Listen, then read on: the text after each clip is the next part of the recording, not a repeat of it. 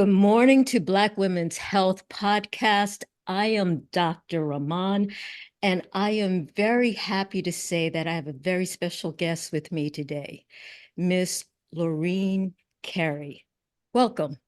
Thank you. Thank you. I'm glad to be here. So I'd like to just share a little bit about you. And although I should say that you are well known in Philadelphia, surrounding areas, and beyond, you have established yourself as an author, educator, advocate, and now a playwright. Very impressive. You live a long life, you do a lot of work. I mean, So I would like to talk about your play called Ladysitting. But before we do that, I thought people might be curious about why would a health podcast be talking about a play, talking to a playwright? Mm-hmm. And so my question to you is, do you see a relationship between health and the arts? Oh, wow. I mean, that's a setup line, right? Or tell me your thoughts. Sure. I I believe that human beings came up with ways to express their sickness and health. I think that language, that the cornerstone of culture, which is language, is partly created in order to tell each other not just what we see, what we think, but what we feel. And I mean feel in emotion, soul, psychic, and physical body. And how do you know your emotions except through your body, right? How do I know that I'm frightened except by the clenching of my gut? How do I know I'm sad, right? It registers here in this body. And the arts do an amazing job for us of expressing it so that we are not alone with our illness and health, our joy and our trauma, but also so that we can ask each other for help, right? If I come to you as a doctor, you say to me, tell me on a scale of 1 to 10 how badly it hurts, right? We don't think of that as art, but the language itself is cultural. It's something we've created. People who are deaf have a different culture because that culture is rooted, anchored to a different way of doing language, right? And that's where we start. Somehow I thought you were going to say that. And it's interesting, in preparing for this, I came across an article from the World Health Organization basically echoing just what you've said. They have been doing more and more research, gathering more and more studies, which show that the arts actually have a part to play in our healing. Oh, so much so. Dance, fine arts, music. There is certain music that one plays to help access. It feels to me like accessing part of the immune system. Don't know, haven't done the research, etc.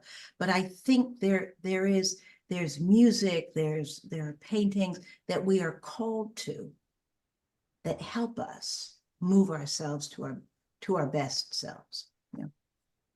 Yes. I found a quote from the arts and health leader at the World Health Organization, a man by the name of Christopher Bailey, who is actually someone who is experiencing obesity and cancer. Oh. And he gave this following quote. He said, I found that when I'm on stage with the actors, I have this profound sense of well-being. I can walk, I can hold things, I can speak eloquently. It is as if the chemotherapy has disappeared for that period of rehearsal, which is really profound. And then he goes on to say, the arts are not about curing. It doesn't cure cancer, but the arts can heal. That is different. They create this sense of deep personal meaning that makes your life beautiful no matter the circumstances. Wow, that's great. That's really nice. That's really nice. It's an interesting thought to imagine that you would go to the doctor's office and part of your prescription would be to see a play, Right. to commune, to engage in the arts. That would be very powerful. I was once talking with Sonia Sanchez, amazing poet, who said that when she had been very ill, just completely, we were talking about how women who are writers and artists, you have children, you have a family, you have work you do, you have your arts, and you just run yourself off the cliff, right? Trying to make it happen. And she said that a doctor of Chinese medicine told her after she'd had various treatments and Western meds and Chinese med, said, now I want you to go home. I want you to stay in bed.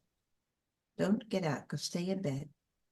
And I want you to watch funny movies, whatever comedy you love best. And I want you to laugh for 2 weeks. Sonia said that did things for her, right? The medicine did, but yeah, of course it does. Yeah. And we hear so much about people being unhappy, Mm. women being stressed. Mm. And if the answer was as simple as going to a play, you know, engaging in the arts, we might alleviate a lot of pain and suffering. We would. And just the other thing is to think about the people in your life and watch what they have done. Sometimes we say arts. I love arts, but I love arts and culture, because sometimes when we say arts, we think of something that someone else has to do. But when you're walking around the house singing to yourself, you are using arts. Mm. Right? When I joined a choir, I mean, I was having all kinds of, get stressed out. I was on the school reform commission here about stress. Many things went wrong, and I ended up having a very, very rough episode with shingles. I was in my 50s, but I had shingles like your 90-year-old pop-up. I mean, I was down. And later, I got better, but I couldn't get strong. Right? I was no longer in pain after a few months. And I found that singing in the choir, you give all kinds of reasons, yoga does this, the deep breathing, but the singing loudly, wonderful music with a group, hearing my voice with these others amplified.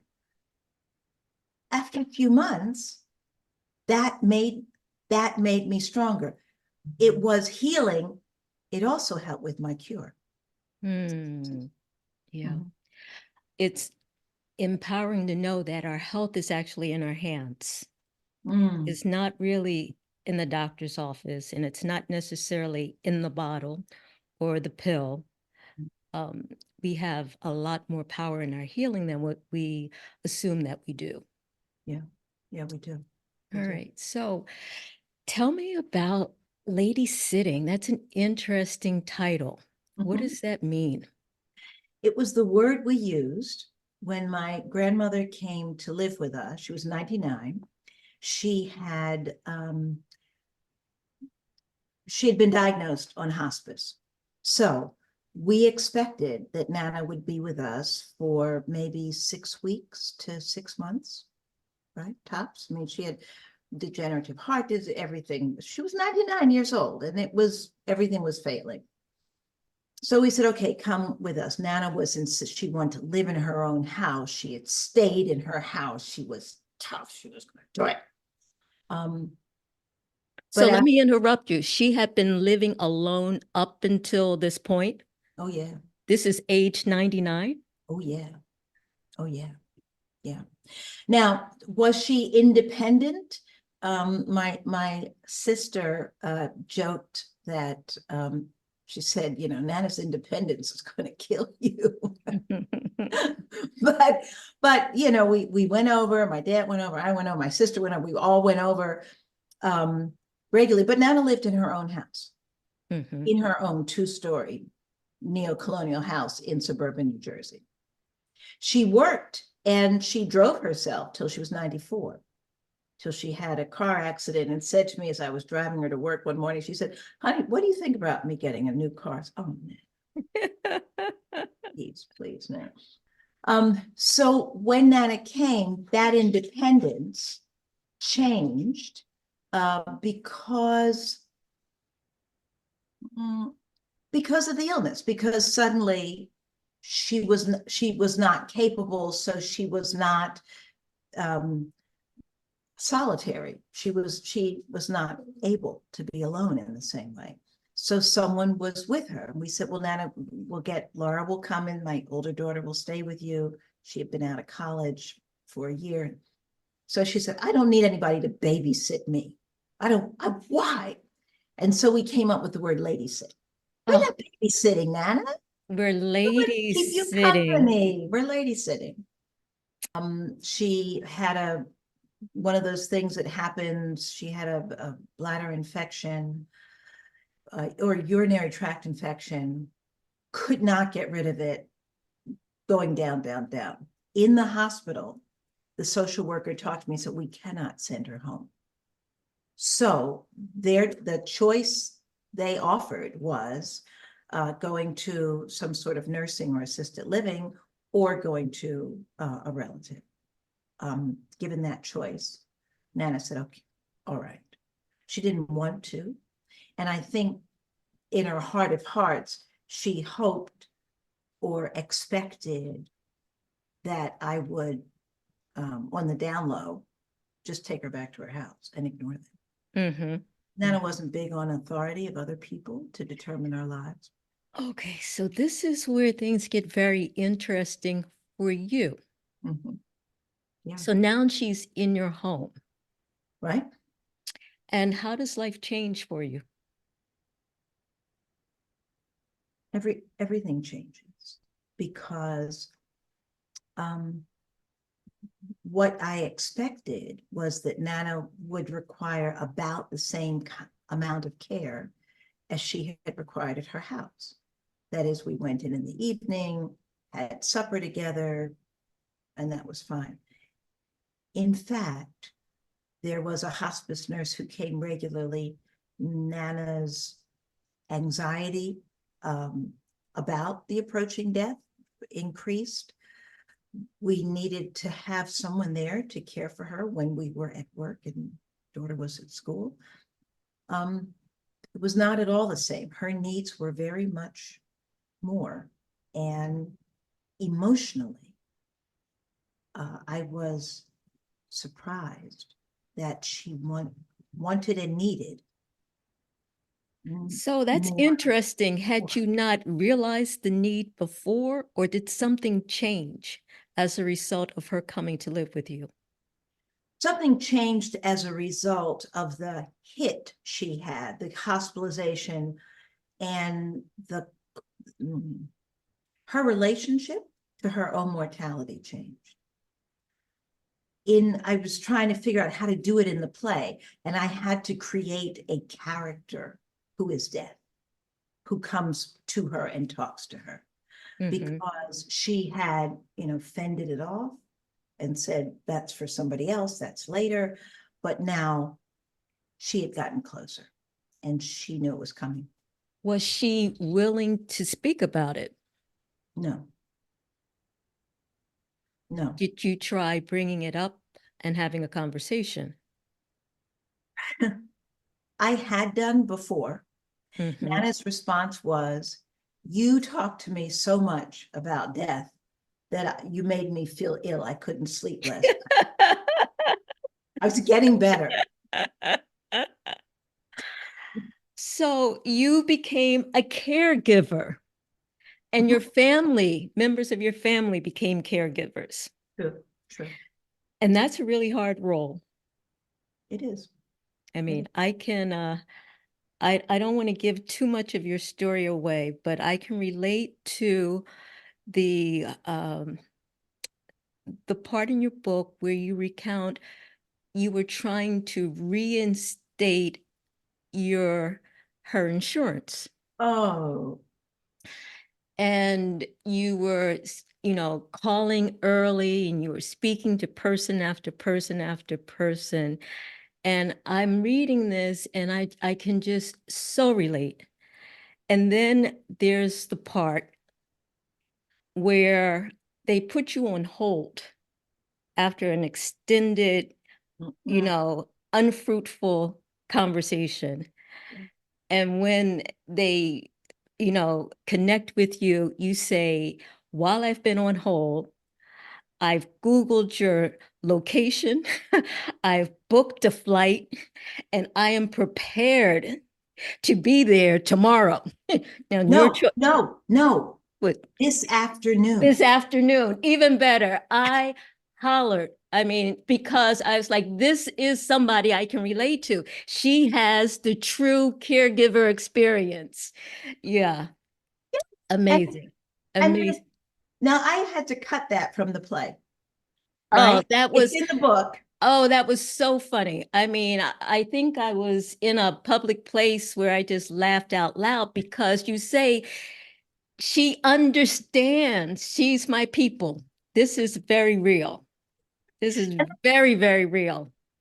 Is, you don't know whether that bureaucracy so Nana's in our house, there is a $400 leftover bill. That's right. Not some large amount Not that you're crazy. willing to pay, but you can't.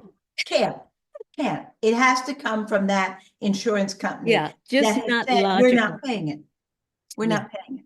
Yeah. And what Medicare did was, and I only found this out from this dear young person there, I'm not really supposed to tell you this, but what we had done is Medicare has gotten a new third-party collection because there were so many things left over that have not been collected.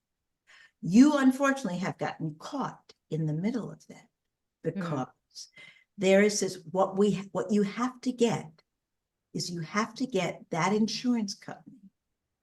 You have to get Medicare to that insurance company to say that bill has been zeroed out.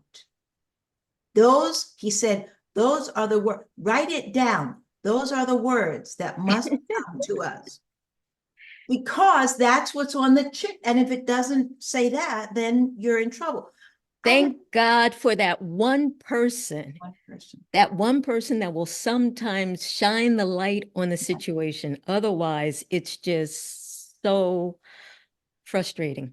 All caregivers in the world will relate to that moment. That was a great one. The other thing that you said that was truly relatable is that at one point you were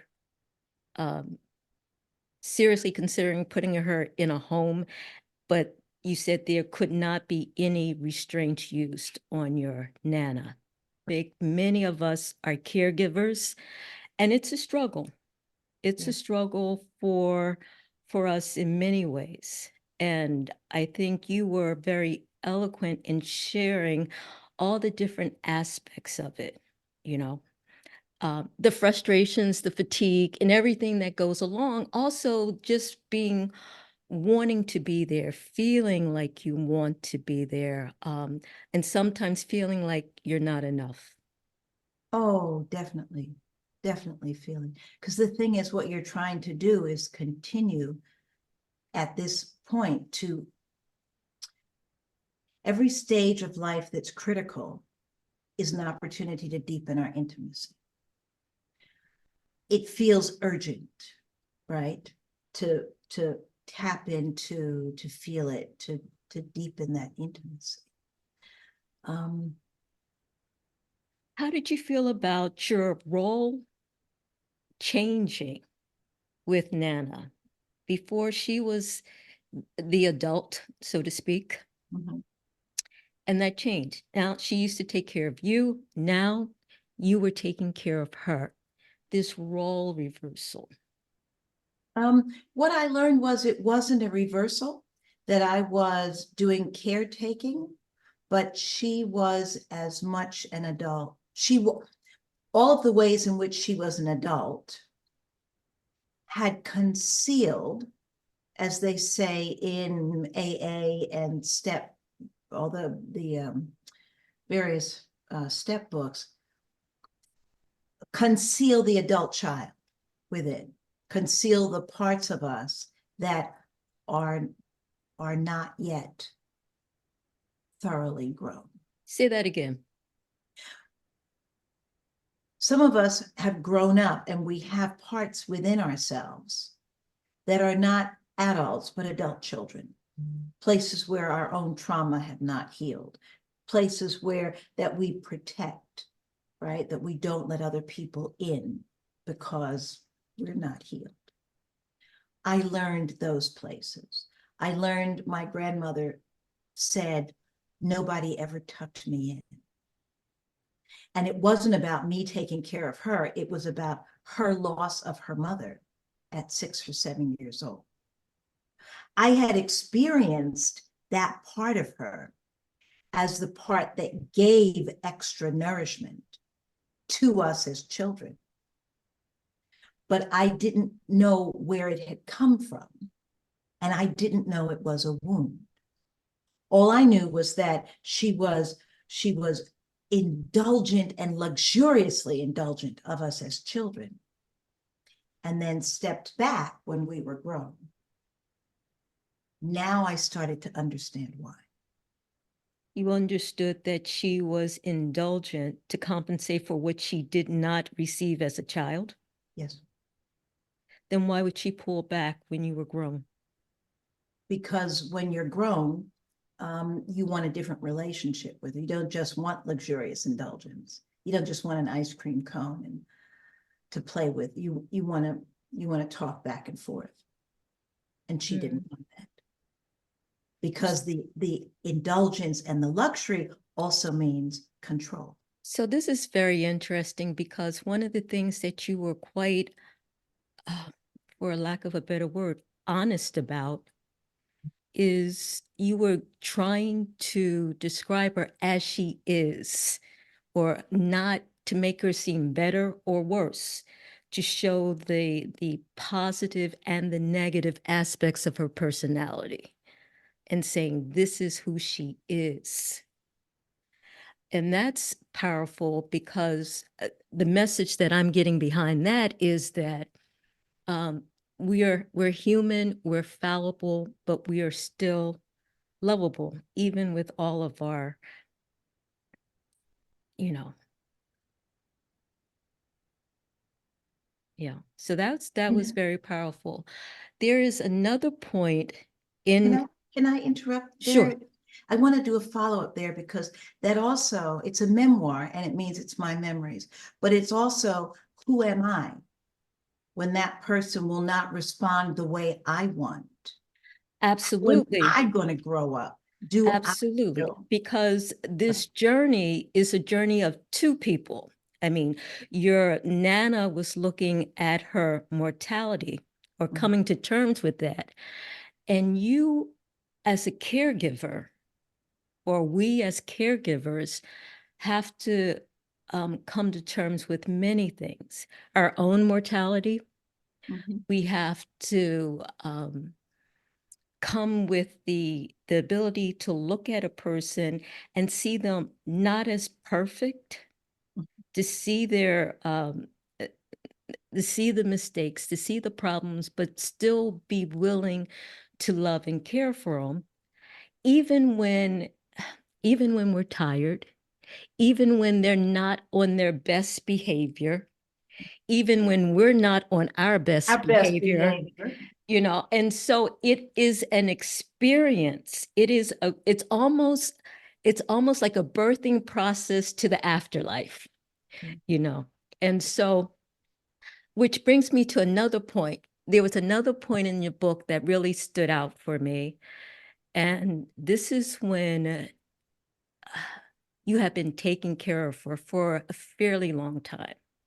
You were tired. You were tired. The family, your husband, your daughter, other members, friends had helped, but it was still, the burden was really falling on you. I think at this point you were working from home. And at one point, I think she gets her leg caught in the bed. And you go to help her, and one thing leads to another. And then she says something that kind of stops your heartbeat for a second. She says, "You want me dead, don't you? You want me dead, don't you? You wish I were dead." And I couldn't say no. No, that's such a. I couldn't say no because at that point, speaking of honesty, she knew. I mean, when you've been with people, they know when you're telling the truth or not. I couldn't say no. That's great.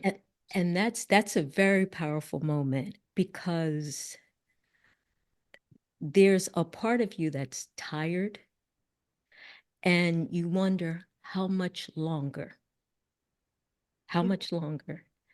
And then there's the part that says, no, I don't want her to go. And so what do you say?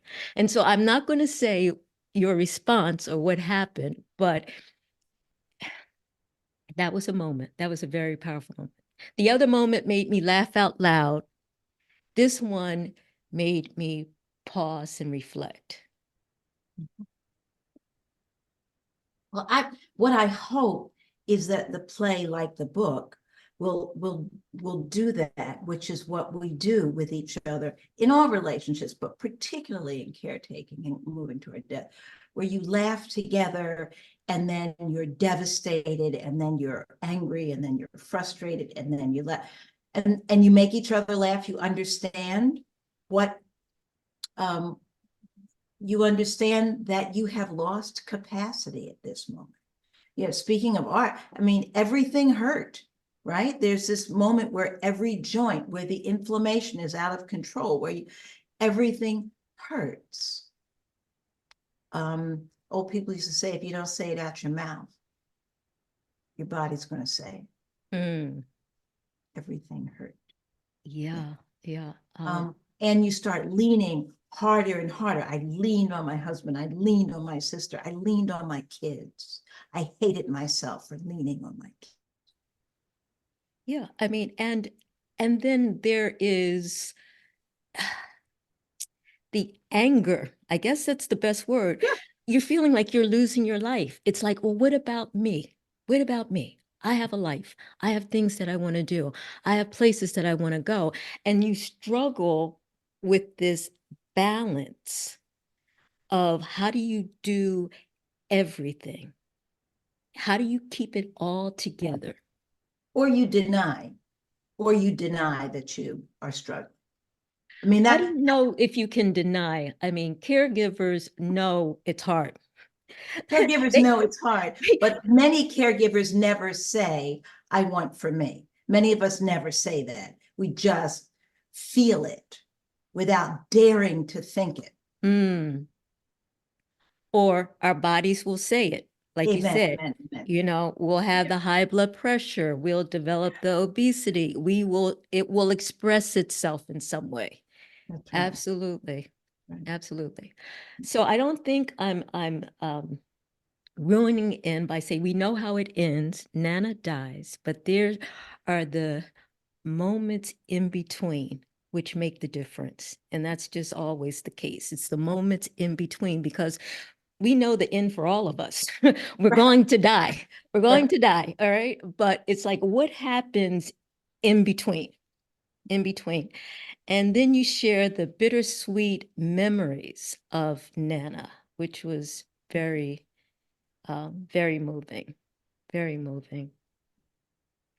Well, the play asks for condensing of the book. I mean, it takes hours and hours to read the book. The play has to be in and out for 90 minutes. And that's what, I mean, God help the poor actors. I did more cuts last Friday.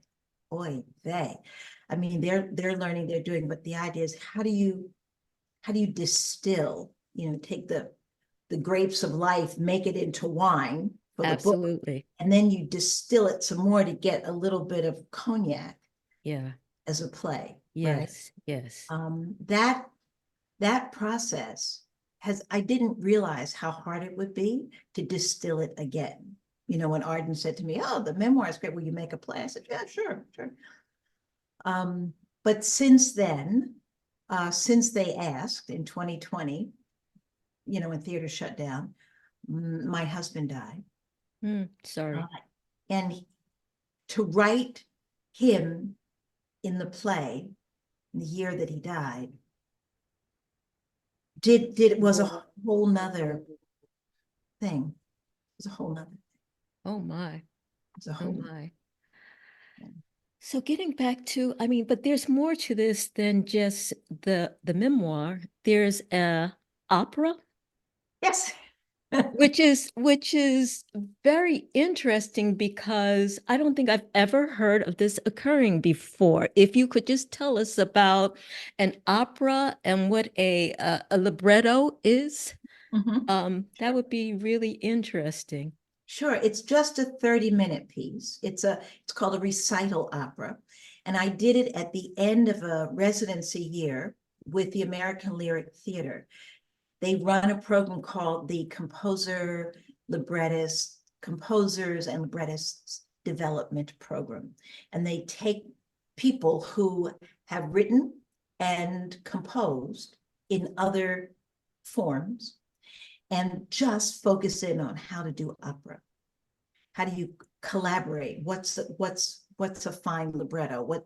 How is it different to write for the human voice? How is it different to write That's music interesting. that's going to be set? And it is different. It's not just poetry. It's not just storytelling. It's not just symphonic music. And just to be clear, a libretto is when you write the lyrics that get sung in an opera. Right. Libretto coming from the Italian for book. So you write the book for the opera, and then the composer sets it to music.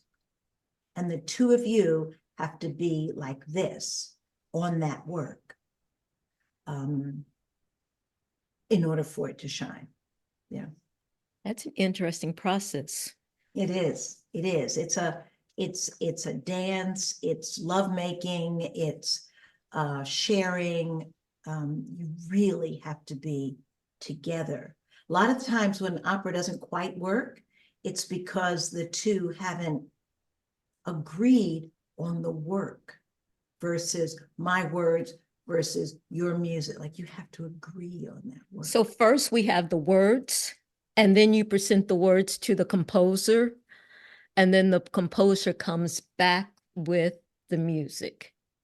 True, although there's usually a prequel to that, where for me as a librettist, I have to present to that composer a story that I'm pretty sure that person is going to love, that's going to resonate. My vulgar way of saying it is, I want a story that's going to make them wake up with a heart on.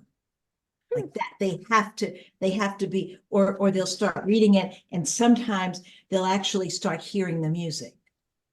So are they reading the book at this point? Are they reading your memoir, or have you condensed it? Condensed it. I would never give them the whole memoir. Never. What you're writing, and they were very specific with composer librettists. They said they wanted motific writing. So you write a motif like Peter and the Wolf, right? And you hear da da da da bum bum bum bum bum bum bum, and you know that's Peter, right? You know the cat comes out where you hear the cat music. So this was try to do motifs. You have three voices. They're going to give you three voices. And you figure out in an opera, you agree with whoever is singing. The music, the words have to pull you along. And then the next person comes in and says something different in a different mode, and you say, oh, wow, that too. And it really does mimic. We started talking about arts and our health. It mimics the way life comes in and pulls you different ways. And then the music comes together. So you're watching all of this happen. So the beginning is the ghost of Nana, who comes in and is pulling through the librettist's desk, looking for the work that she's writing. The second part, so it's the ghost and the granddaughter. The second part is the granddaughter and the composer who's writing this opera. It's an opera about an opera. The composer who said, and she comes and she says, I know you've written all this stuff, but she was in my study because I've rewritten it, because my question now is, did she love us? Was it now this is what the this is the granddaughter composer, the granddaughter librettist, right, is saying to the composer, did she love us? And so it becomes all about, did she love us? Did I love her? Like, that's the central question in the piece. Did she love us? And the composer then gets a chance to say to the granddaughter, look, I wrote you this opera. It's got crazy triads. It's got all this stuff. And then the composer says, you and I will write 1,000 stories. Nana has just one. If this were your story, would Nana take your story away? Like, just write it the way she wants it. Just write it the way, don't ask all these damn questions. And then when she goes back to her study, having decided not to rewrite it, not to ask those questions, the grandmother is there who says to her the words she said when she was little, which is, write anything your little heart desires. Go ahead. Interesting. So I'm wondering, what about that question? Did she love us? Why was that a question? And it wasn't answered. Right. It wasn't answered because I think that as human beings, we're asking of each other. What is love? What is love? What is duty? What is companionship? What is ego? Do we love each other? If there are these breaks and separations, and do we love each other? Can we go to that next step together? What does it take? Is that a question that you have from the book also? Yeah, that's a question from the book. And it's the justification for writing a memoir. You don't write a memoir because you say to people, oh, look at me, look at my family, look at me, look at me. You write a memoir because you are right in the middle of stuff that worries other people. That's very interesting, because having read your book, I don't think that your love could ever be questioned. And also, I don't think, as I can almost imagine how ornery Nana could get. I don't even question her love. Right. At the end, I mean, that's why you spend all that time writing it, is to ask that question. But you share it to give confidence. Or as a friend of mine used to write, N-courage-meant. encouragement Yeah. to say, yes, yes, I did love her, even though. Yeah. I mean, the play the scene that you said, you want me dead, is, where the Lorene character steps out and says, yes, I want this dark and pissy moment to end. Yes. Do I Yes. love her? Is that love? What? Right. Yeah. Yeah. It's really engaging. It's very engaging. Um, I found the book definitely worth reading. Um, I do have tickets for your play. I look forward to seeing it. Um, I hope you enjoy it. yeah, it's good. So where is this play? Please tell us, where is Okay. this play being held and when is it showing and how can other people, I think the other thing before you say that, the other thing that I'm feeling right now is that Nana is so expansive at this point. She's in the book, she's in the opera, she's in the play. She's just very expansive. And somehow that feels like that would be something she would like. I think so. Early on, I kept saying to people, they said, "Oh, she would love being in this book." I said, I don't know if she would. I don't know.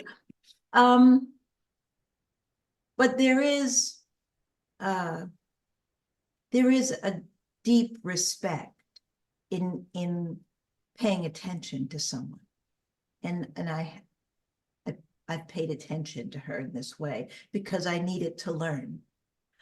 I also needed to learn a great deal from this experience. I am at the point of life where I need to learn something. I do not want to roll up 199 years old and still be as appalled by death as one is at 28. Mm. I need to learn some stuff, right? I don't think life allows you to come to age 99 and be as appalled at death as you were at age 28. I don't even think that's possible. I don't even. Nana was pretty appalled by death. Nana was Well, pretty. that's another interesting thing about Nana. Was it her will to live or her fear of death? There you go. There you Yeah. go. Yeah. Right. And I guess that's the question for all of us eventually, but it's clearly those that just seem to hang on, why are you hanging on? You know, Yes. She or, she would or say is that something. even a fair question to ask someone, Well, she asked it herself. Why am I still here? Why? Why am I still here? Mm. I don't know. I joked with Nana. I said, well, maybe the Lord's giving you an opportunity, Nana, to have an intimate relationship with somebody who'll tell you no. How about that? I didn't think that was funny. Not funny. Mm. Right. So please tell Oh, us where I hope that other people listening to this will rush to buy tickets. But tell us how we can get those tickets. that'd be great. This play is premiering on January 18th. The big opening after the preview week, rather, it previews January 18th. The world premiere opening is Jan 24. It's at Arden Theatre, Arden, Arden Theatre in Philadelphia. Arden, what's Arden's website? Hang on.